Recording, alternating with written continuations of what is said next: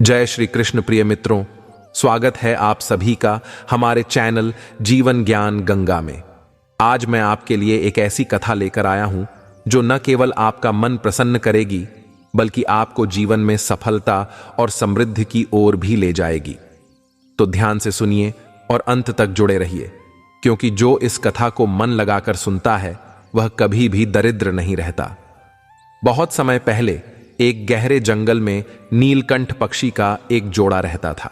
यह जोड़ा अपने प्रेम और आपसी समझ के लिए प्रसिद्ध था। पति नीलकंठ अपनी पत्नी से बेहद प्रेम करता था और उसकी हर इच्छा को पूरी करने का प्रयास करता था। दूसरी ओर नीलकंठ की पत्नी बड़ी ही जिज्ञासु स्वभाव की थी। वह हमेशा अपने पति से नए नए प्रश्न पूछती रहती और नीलकंठ उसे संतुष्ट करने के लिए दिलचस्प कहानियां सुनाता। एक दिन दोनों नीलकंठ गंगा नदी के किनारे एक वृक्ष की शाखा पर बैठे थे। रात का समय था और चांदनी की हल्की रोशनी नदी की लहरों पर खेल रही थी, परंतु नीलकंठ की पत्नी के मन में बेचैनी थी। उसने अपने पति से कहा, हे पिया जी, आज मेरा मन बड़ा व्याकुल है। मुझे ऐसा लग रहा है कि जैसे मेरे भीतर कुछ कमी है। कृपया कुछ ऐसा सुनाओ जिससे मेरा मन शांत हो सके। नीलकंठ ने अपनी पत्नी की चिंता को समझा और उसे दिलासा देते हुए कहा, प्रिय, तुम्हारी व्याकुलता का कारण जानना मेरे लिए महत्वपूर्ण है, लेकिन मैं तुम्हें एक ऐसी कहानी सुनाने जा रहा हूं जो तुम्हारे मन को शांति देगी और जीवन की एक महत्वपूर्ण सीख भी सिखाएगी। फिर नीलकंठ ने एक अमीर बहन और गरीब भाई की कथा शुरू की। आज की कहानी सुनकर कि तुम्हें यह पता चल जाएगा कि एक भाई और बहन का रिश्ता कैसा होता है और एक बहन और भाई के लिए अपना रिश्ता कैसे निभाना चाहिए, और साथ ही साथ तुम्हें आज की इस कहानी से जानने के लिए मिलेगा आखिर मनुष्य पर गरीबी क्यों आती है और किन कारणों से मनुष्य गरीब हो जाता है, और गरीबी का कारण क्या होता है। आखिर ऐसे कौन से कर्म होते हैं जिनके करने से मनुष्य गरीबी के चुंगल में फंस जाता है। ऐसे ही कई एक सवालों के जवाब तुम्हें आज की इस कहानी से जानने के लिए मिलेंगे। इसीलिए आज की कहानी बड़ी ही मार्मिक और आपके जीवन में प्रेरणा देने वाली कहानी है। आज की कहानी के माध्यम से तुम्हें ज्ञान की 8 बातें पता चलने वाली हैं। इन बातों को सुनकर कि कोई भी मनुष्य अपनी गरीबी के लिए बड़े आसानी के साथ में दूर कर सकता है। आज की कहानी बड़ी ही ज्ञानवर्धक और शिक्षाप्रद कहानी है। इसीलिए प्रिय, आज की इस कहानी के लिए तुम बड़े ध्यान लगा करके और मन लगा करके सुनना। नीलकंठ की पत्नी कहती है, पिया जी, यदि इतनी ही अच्छी कहानी है तो तुम कहानी के लिए प्रारंभ करो। मैं पूर्ण श्रद्धा और भाव से आज की इस ज्ञानवर्धक कहानी के लिए सुनूंगी और इस कहानी में बताई गई 8 बातों पर मैं जरूर ही अमल करूंगी। मित्रों, इस प्रकार से नीलकंठ अपनी पत्नी के लिए कहानी सुनाने लग जाता है। नीलकंठ कहता है, हे प्रिय, बहुत पुराने समय की बात है। किसी नगर में एक बहुत ही अमीर किसान रहता था। उस किसान के घर में 2 जुड़वा संतानें जन्म लेती हैं। उन दोनों जुड़वा संतानों में एक पुत्र होता है और दूसरी संतान पुत्री होती है। किसान अपने पुत्र का नाम तो रोहित रख देता है और पुत्री का नाम माया रख देता है। इधर धीरे धीरे रोहित और माया बड़े होने लगते हैं। जब धीरे धीरे किसान की दोनों संतानें बड़ी हो जाती हैं, धीरे धीरे करके जब उनकी आयु एक दिन विवाह के योग्य हो जाती है, तो किसान के लिए अपने बच्चों के विवाह की चिंता सताने लग जाती है।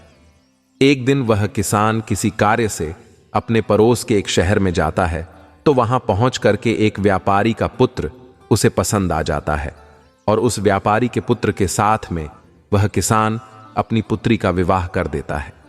इस प्रकार से माया अपने पिता के यहां से विदा होकर के अपने ससुराल के लिए चली जाती है। इधर बेटी को विदा करने के बाद में वह किसान अपने पुत्र के विवाह के बारे में सोचने लगता है और सोचता है कि बेटी तो मेरी अपने घर द्वार की हो गई, अब मुझे अपने पुत्र का भी विवाह कर देना चाहिए।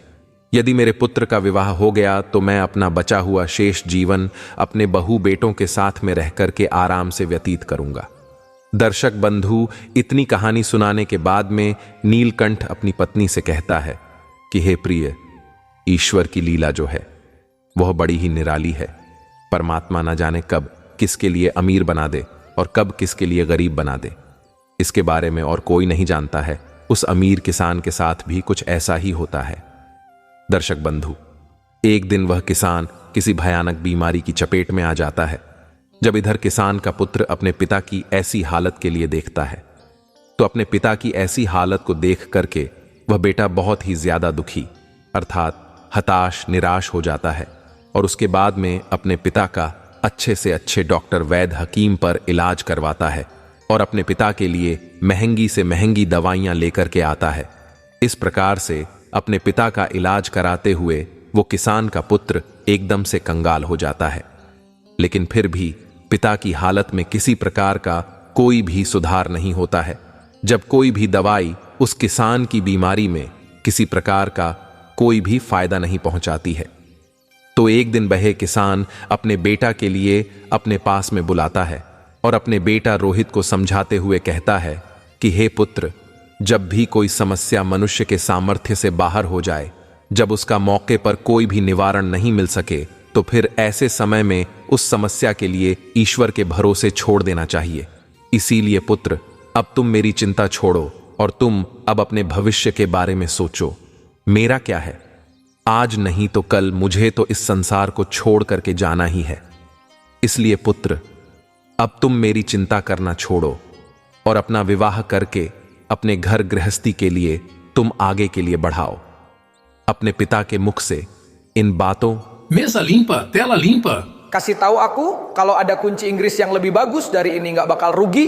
Nyimpen barang ini di rumah ini adalah kunci Inggris universal yang multifungsi banget, muat sampai 68 mm. Selain untuk buka baut, ini juga bisa untuk buka pipa selang yang susah dibuka pakai tangan.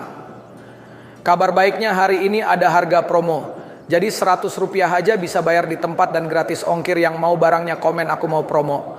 Lalu beli di Keranjang Kuning sekarang sebelum kehabisan. आया है और मेरे भाई ने आखिर कैसे कपड़े पहने हैं।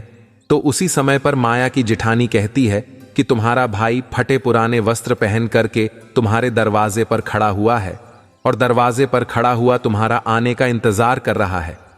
यह सुनकर के माया गुस्से में भर आती है और सभी की नजरों को बचाते हुए अपने भाई के पास में पहुंचती है। इधर रोहित जब अपनी बहन माया के लिए अपने पास आते हुए देखता है तो खुशी के मारे उसका चेहरा खिल जाता है। अपनी बहन को देख करके रोहित की आंखों से आंसू टपकने लगते हैं।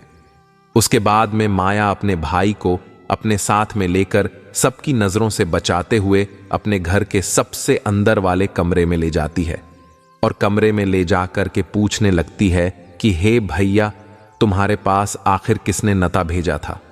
तब रोहित कहता है, बहना, तुमने तो अपने भाई के लिए बिल्कुल ही भुला दिया, लेकिन किसी के मुंह से मुझे पता चल गया कि मेरे भांजे की शादी है, इसलिए मैं तुम्हारे लिए और तुम्हारी बेटी के लिए नए कपड़े लेकर के आया हूं। अपने भाई के मुख से इन बातों को सुनकर के माया कहने लगती है कि हे भैया, तुम्हें इस तरीका से बेशर्म की तरह मेरे घर पर नहीं आना था। तुम इस तरीका से फटे पुराने कपड़े पहन करके मेरे घर तक चले आए। कम से कम तो अपनी नहीं, मेरी इज्जत तक का तो ख्याल किया होता। कम से कम तुम्हें मेरे मान और सम्मान का ख्याल किया होता। आखिर तुम्हारी तो कोई इज्जत नहीं है। कम से कम तुमने हमारी इज्जत के बारे में तो सोचा होता। माया के मुख से ऐसे कट्टू वचन सुनकर कि उस मजबूर भाई रोहित का कलेजा जो था वो छलनी हो जाता है। तब रोहित अपनी बहन के कदमों में गिर करके माफी मांगने लगता है और कहता है, हे बहन, तुम मुझे आज क्षमा कर दो। मुझे नहीं पता था कि मेरी वजह से आज तुम्हारी इतनी बदनामी होगी। यदि मुझे यह बातें पहले ही पता होती कि तुम मेरे वजह से इतनी आहत होगी, इतनी हताश निराश होगी, तो मैं तुम्हारे दरवाजे पर कभी नहीं आता। बहना, मैं तो यह सोच करके आया था कि मेरी भांजे की शादी है। यदि मैं नहीं पहुंचा तो मेरी बहन के लिए मेरी बहन की देवरानी जिठानी ताने मारेगी। रोहित की जब बातों को सुन करके माया का गुस्सा जब थोड़ा सा शांत होता है तो माया रोहित से कहती है, चलो, जब तुम आ ही गए हो तो मेरी एक बात तुम कान खोल करके सुन लो। जब तक मेरी बेटी की शादी नहीं हो जाती तब तक तुम इसी कमरे में बंद रहना और भूल कर भी तुम इस कमरे से बाहर निकलने की गलती मत करना। जब भोजन बन जाएगा तो मैं तुम्हें भोजन की थाली इसी कमरे में लेकर आ जाऊंगी। तुम भोजन खाकर के चुपचाप पिछले दरवाजे से अपने घर के लिए चले जाना। तब रोहित कहता है, ठीक है बहना, मैं आज रात को ही तुम्हारी ससुराल से अपने गांव के लिए चला जाऊंगा। लेकिन बहना, तुम इन कपड़ों के लिए तो रख लो जिन्हें मैं तुम्हारे लिए बड़े प्यार से लाया हूं। तब माया अपने भाई से कपड़ों को लेकर के कमरे से बाहर चली जाती है और जाते समय बाहर से उस कमरे की कुंडील जाती है। रोहित उस अंधेरे के कमरे में बैठकर बहन के वापस आने का इंतजार करने लगता है। साथियों, इतनी कहानी सुना करके नीलकंठ चुप हो जाता है। तब नीलकंठ की पत्नी कहती है कि हे पियाजी, बड़ी ही प्यारी कहानी है, आगे सुनाओ ना, इस कहानी में आगे क्या होता है। तब नीलकंठ कहानी के लिए आगे बढ़ाते हुए कहता है, हे प्रिय, इधर तो रोहित उस अंधेरे कमरे में बैठा हुआ अपनी बहन के लौटने का इंतजार कर रहा होता है कि आज मेरी बहना मुझे भोजन के लिए लौट करके वापस आती होगी, आज तो मुझे भी स्वादिष्ट भोजन खाने के लिए मिलेगा। उधर वह निर्मोही बहन अपने भाई को उस कमरे में बंद करके अपने घरेलू काम धंधे में लग जाती है और शादी के काम धंधे में इतनी ज्यादा खो जाती है कि अब तो उसे याद ही नहीं रहता है कि मेरी मां का जाया भाई मेरे यहां कमरे में बंद मेरे लौटने का इंतजार कर रहा है। दर्शक बंधुओं, इधर जैसे जैसे समय बीतने लगता है, भूख प्यास की वजह से रोहित छटपटा लगता है और उसकी हालत भी खराब होने लगती है। तब रोहित अपनी बहन के लिए आवाज लगाता है, लेकिन उसकी आवाज के लिए और कोई नहीं सुनता है।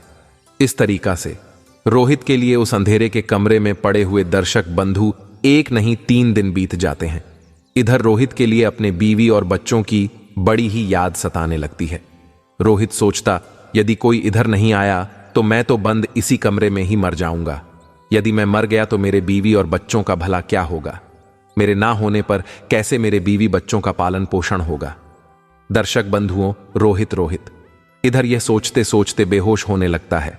तभी किसी काम की वजह से माया की जेठानी उस कमरे के पास से गुजरती है।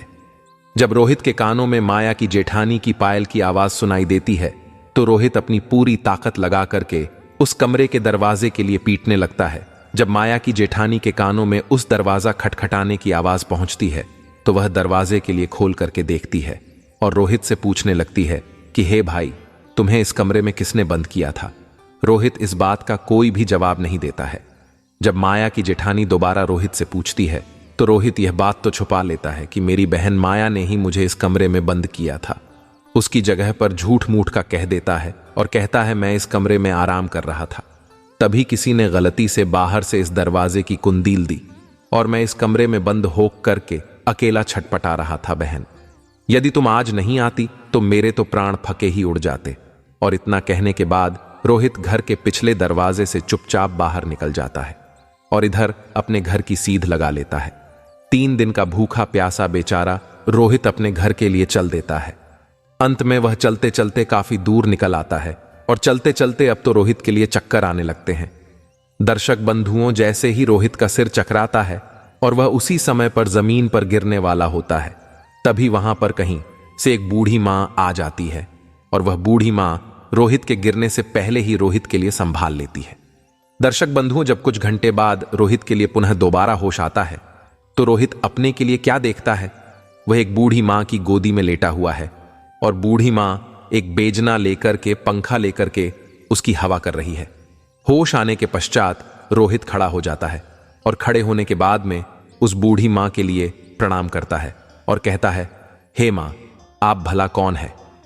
दर्शक बंधु, इतनी कहानी सुनाने के बाद में नीलकंठ थोड़ा सा विश्राम लेता है और विश्राम करने के बाद में नीलकंठ अपनी पत्नी के लिए इससे बची हुई आगे की कहानी सुनाने लग जाता है।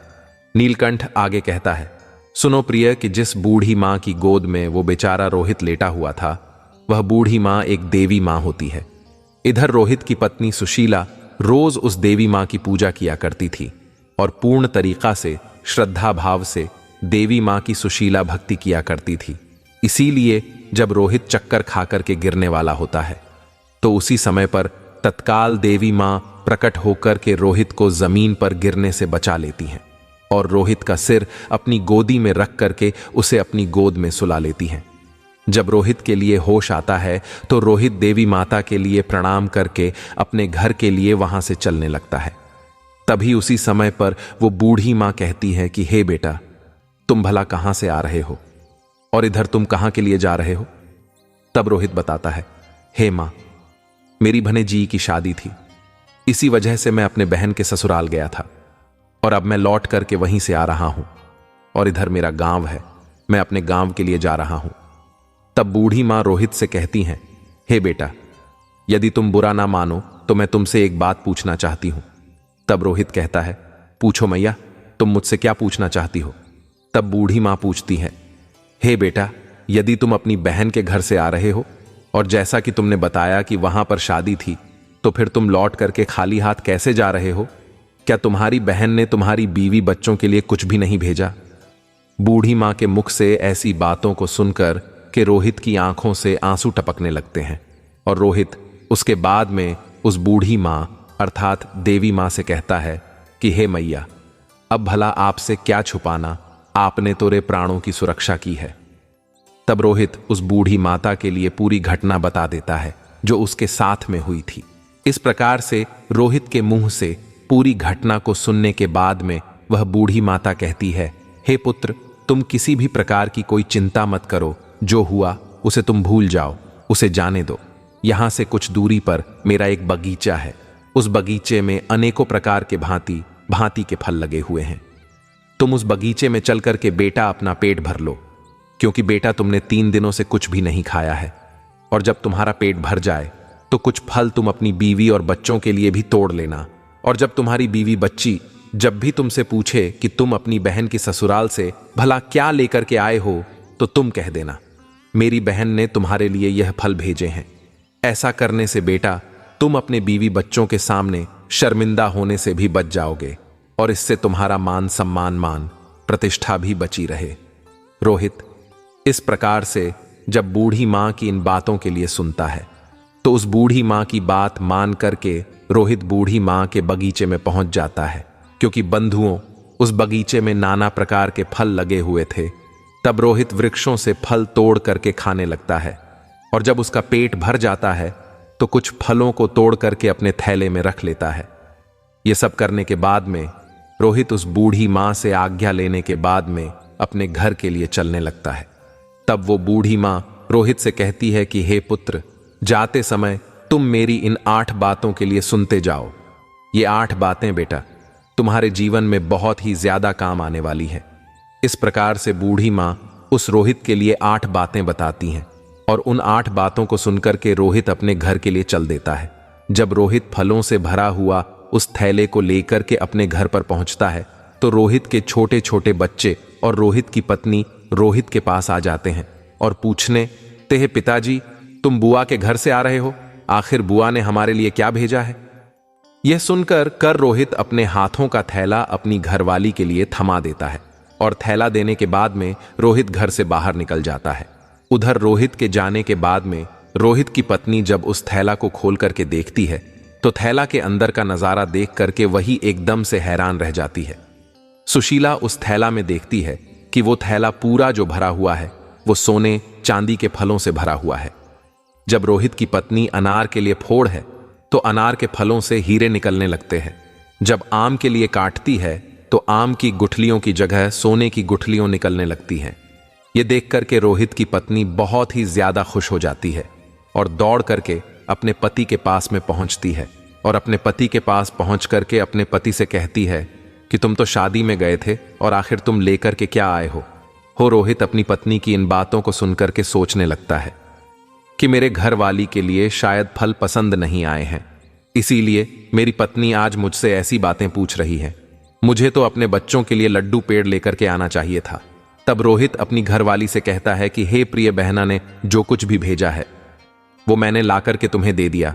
अब जो कुछ भी थैले में है उसके लिए ही बच्चों के लिए बराबर बांट करके दे दो कि पहले तो तुम अपने घर पर तो चलो और घर पर चल करके देखो तो सही कि तुम्हारी बहन ने हमारे लिए आखिर भेजा है तो भेजा क्या है।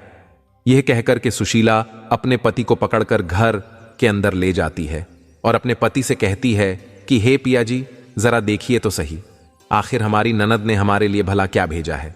और यह कहकर के सुशीला रोहित के सामने थैला के लिए पलट देती है। थैला पलटते ही थैले के अंदर से हीरे मोती सोना चांदी निकलने लगते हैं।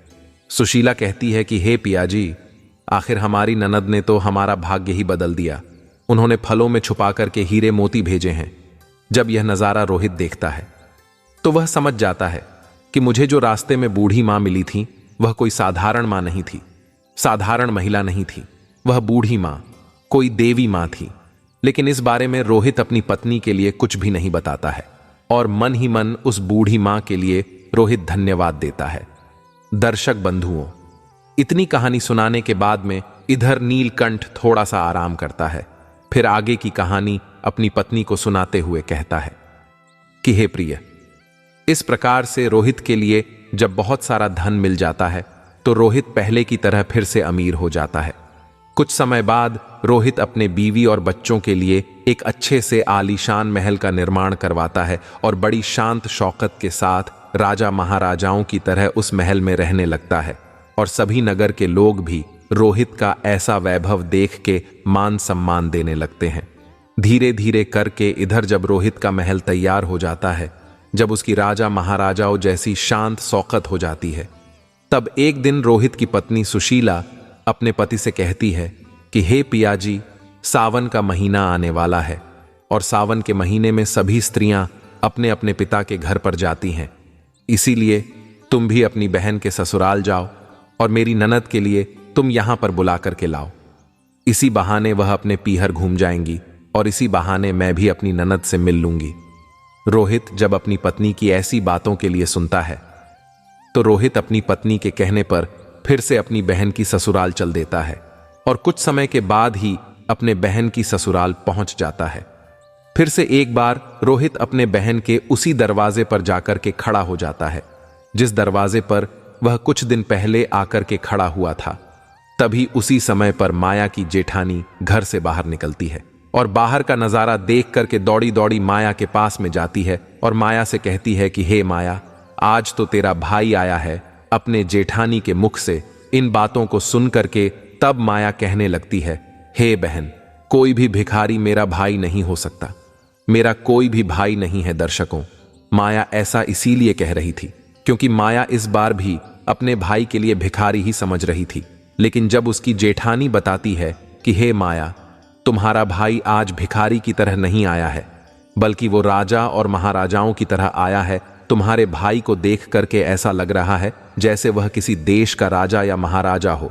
तुम्हारे भाई के आगे पीछे चार सैनिक लगे हुए हैं और तुम्हारे दरवाजे पर रथ गाड़ी खड़ी हुई है। भला एक बार जाकर के तुम देखो तो सही। माया जब अपनी जेठानी के मुख से इन बातों के लिए सुनती है तो उसे अपनी जेठानी की बातों पर किसी भी प्रकार का कोई यकीन नहीं होता है और सच्चाई जानने के लिए अपने भाई के लिए डुक कर के देखने लगती है। जैसे ही माया ने अपने भाई के उस रूप के लिए निहारा तो अपने भाई के ठाठ बांट को देखकर के माया एकदम से चकित रह जाती है और सोचने लगती है, विचार करने लगती है कि कल तक तो मेरा भाई बिल्कुल ही भिखारी था, पहनने के लिए सही तरीका से इनके पास में वस्त्र भी नहीं थे।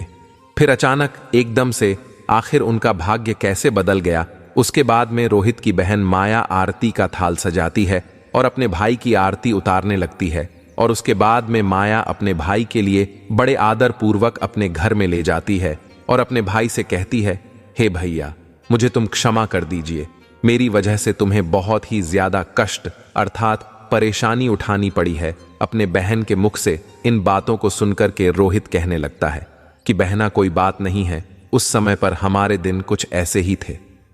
तुम्हारी गलतियों के लिए मैंने तुम्हें तो पहले ही क्षमा कर दिया है बहन। अब तुम इन बातों के लिए छोड़ो और मेरे साथ में चलने की तुम तैयारी करो। हे बहन माया, मैं तुम्हें आज बुलाने के लिए आया हूं। अब तुम्हें मेरे साथ में मेरे घर पर चलना है। तुम्हारी भाभी ने मुझे बुलाने के लिए तुम्हारे यहां पर भेजा है। तुम्हारी भाभी ने तुम्हें बुलाने के लिए यहां पर भेजा है। यह सुनकर के माया खुशी खुशी अपने भाई के घर पर चलने के लिए तैयारी करने लगती है और तैयार होकर के माया अपने भाई के रथ में बैठ जाती है। इस तरीका से जब रोहित की बहन माया अपने पीहर में पहुंचती है तो अपने भाई की शान शौकत को देख करके एकदम से दंग रह जाती है। इधर माया देखती है कि एक भव्य आलीशान महल है और महल के अंदर अनेकों प्रकार के नौकर चाकर लगे हुए हैं और अन्न के भंडार भरे हुए हैं। माया अपने भाई की ऐसी शान शौकत को देख करके रोहित की बहन जो माया थी वो एकदम से हैरान रह जाती है और इधर रोहित की घरवाली भी माया अपनी ननंद की खूब ज्यादा सेवा करती है और स्वागत करती है। सारे दिनों से अपने पलकों पर ही बिठाकर रखती है। रोहित की घरवाली सुशीला के लिए लगता था कि यह सब शान शौकत हमारी जो आज है वह हमारी ननद की वजह से ही है। अपनी ननद के मदद के कारण ही हम इस मुकाम पर आज पहुंचे हैं। क्योंकि मित्रों, रोहित ने कभी भी अपनी पत्नी के लिए अपने आगे बढ़ने की सच्चाई ही नहीं बताई थी कि बल्कि यह सब माया की वजह से नहीं, बूढ़ी देवी मां के आशीर्वाद से, बल्कि यह सब हमें मिला है। क्योंकि मित्रों, रोहित की पत्नी सुशीला क्योंकि दर्शकों, रोहित की पत्नी सुशीला इस बात से अवगत नहीं थी, वह अनजान थी।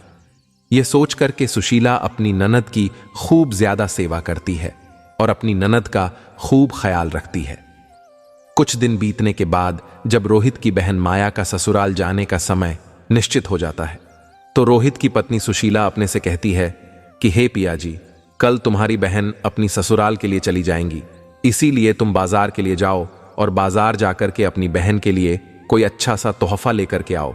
पत्नी के मुख से इन बातों को सुनकर के रोहित घर से बाहर चला जाता है और रोहित एक मोची की दुकान पर पहुंचता है और मोची की दुकान पर पहुंच करके मोची से कहता है, हे भाई मोची, कि मुझे अपने बहना के लिए बोलने वाली जूती बनवानी है, क्या तुम मेरी बह के लिए बोलने वाली जूती बनवा सकते हो?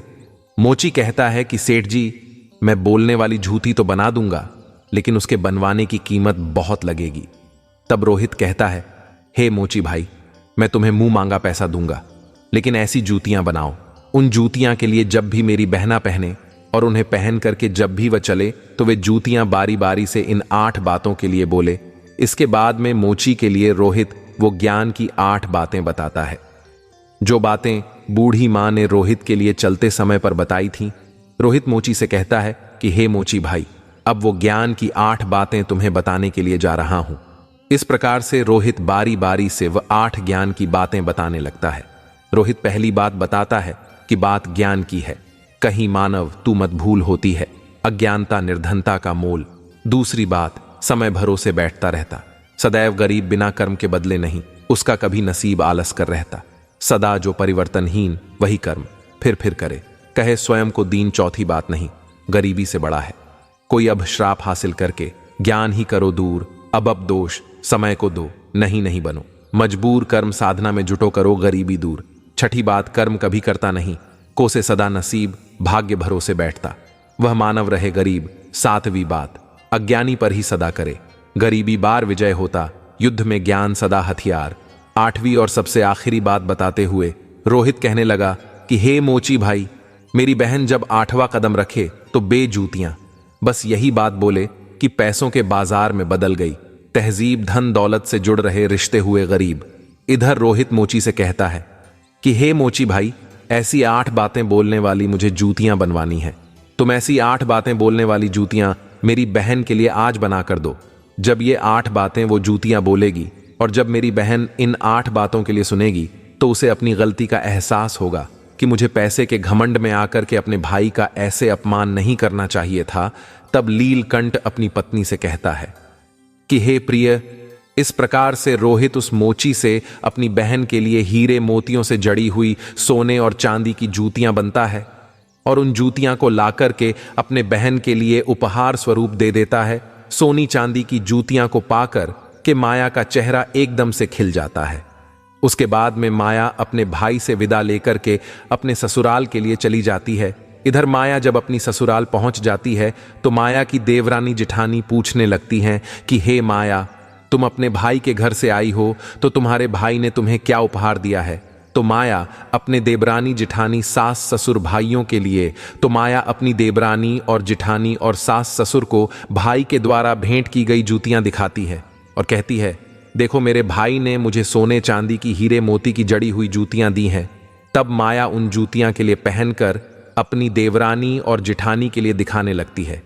जैसे ही माया उन जूतियां के लिए पहन करके चलती है तो जूतियां कहने लगती हैं कि पैसों के बाजार में बदल गई तहजीब, धन दौलत से जुड़ रहे रिश्ते हुए गरीब। जब माया इस बात के लिए सुनती है तो उसका सर शर्म की वजह से नीचे झुक जाता है और अपने भाई को याद करके माया एकदम से रोने लगती है। जब देवरानी जिठानी पूछती है, हे माया, आखिर क्या हुआ? भला तुम अचानक से क्यों रोने लगी? तो माया अपनी देवरानी और जिठानी के लिए सारी बातें बताती है कि हे बहन, मैंने पैसों के घमंड में आकर के अपने भाई से आखिर मैंने कितना भला बुरा कहा। मैंने अपने भाई के लिए 1 गिलास पानी भी नहीं दिया और देखो मेरे भाई ने मुझे कितनी कीमती जूतियां बनवा करके दी हैं। अब तो मुझे अपने आप से घृणा होने लगी है। मैं तो अब जीना नहीं चाहती। तभी माया की जेठानी और देवरानी समझाने लगती है कि हे माया, जो भी कुछ हुआ उसे भूल जाओ, जाने दो। अब आगे से याद रखना, कभी किसी के साथ में ऐसा बर्ताव मत करना, क्योंकि जो व्यक्ति धन दौलत का घमंड करता है उससे माता लक्ष्मी हमेशा के लिए दूर चली जाती है। इसीलिए मेरी 8 बातें तुम सदैव ही याद रखना। और इस तरीका से माया की जेठानी माया के लिए 8 बातें बताने लगती है। माया की जेठानी पहली बात बताते हुए कहती है कि हे माया, जो व्यक्ति रात्रि के समय रसोई में झूठे बर्तन रखता है और खाने पीने की चीजों के लिए बर्बाद करता है, ऐसा व्यक्ति बहुत ही जल्दी निर्धन अर्थात गरीब हो जाता है। दूसरी बात है, जिस घर में घर की स्त्रियों का अपमान होता है, उनकी इज्जत नहीं की जाती है, उस घर में भी देवी लक्ष्मी ज्यादा दिनों तक नहीं रुकती है। तीसरी बात है, जिस घर की स्त्रियां सूर्य अस्त के बाद में अपने घरों में झाड़ू लगाती हैं या फिर चूहा चौका करती हैं, ऐसे परिवार वाले लोग भी बहुत जल्दी ही गरीब हो जाते हैं। चौथी बात, जिस घर परिवार के लोग पैसों की कदर नहीं करते हैं, वो बेफजूल के कार्यों में पैसे के लिए बर्बाद करते हैं। ऐसे घरों से भी रूठ करके माता लक्ष्मी हमेशा के लिए दूर चली जाती है। पांचवी बात, जो लोग पैसे आने के बाद में उस पैसे से दूसरे के मान प्रतिष्ठा के लिए ठेस पहुंचाते हैं या फिर अपने धन के बलबूते पर दूसरे लोगों के लिए परेशान करते हैं, ऐसे लोगों के घरों से भी माता लक्ष्मी बहुत ही जल्दी विदा ले लेती है। छठी बात, जिस घर के लोग अपने कर्तव्यों का पालन नहीं करते हैं, जो नियमित नहीं रहते हैं अर्थात अपने कार्य के लिए कल पर टालते रहते हैं, वहां लक्ष्मी का वास नहीं होता। छठी बात, जो लोग जरूरतमंदों की मदद नहीं करते, उनकी समृद्धि घटने लगती है। माया कुछ क्षण रुकी और फिर बोली, सातवीं बात, जो लोग अपने से बड़े बुजुर्गों की इज्जत नहीं करते, वे भी धन की कमी से जूझते हैं। और आखिरी बात, जिस घर के लोग अपने मेहमानों का सम्मान नहीं करते या भिखारियों को खाली हाथ लौट आते हैं, वहां भी लक्ष्मी नहीं टिकती। माया की बातें सुनकर लीलकंठ का मन परिवर्तन हो गया। उसने महसूस किया कि सच्ची समृद्धि केवल धन में नहीं, बल्कि आदर, सेवा, स्वच्छता और दान में है। उसे समझ आया कि जीवन में घमंड करना व्यर्थ है, क्योंकि माया, धन तो आनी जानी होती है। लीलकंठ ने यह सबक अपने जीवन में अपनाने का निश्चय किया।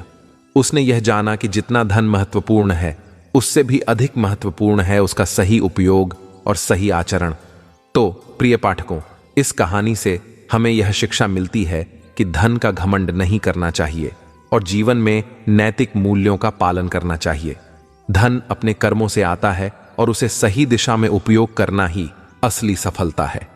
अगर यह कहानी आपको पसंद आई हो तो कृपया कमेंट्स में अपने विचार साझा करें। हम फिर मिलेंगे एक नई कहानी और जीवन के अनमोल सबकों के साथ।